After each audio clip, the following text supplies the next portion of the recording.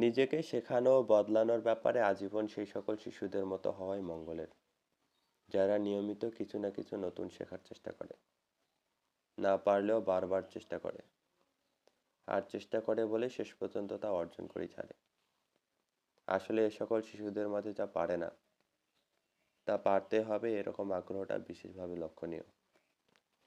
আর তাছাড়া লোকে কি বলবে সেই কাল্পনিক আতঙ্ক থেকে মুক্ত।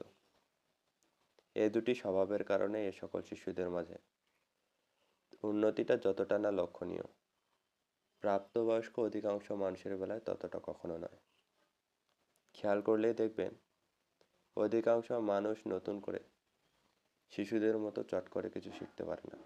ঠিক তেমনি লোকে কি বলছে সেই কাল্পনিক আতঙ্ক থেকে মুক্ত থাকতে পারে না, যার কারণে তাদের মাঝে বিশেষ কোনো পরিবর্তন নেই।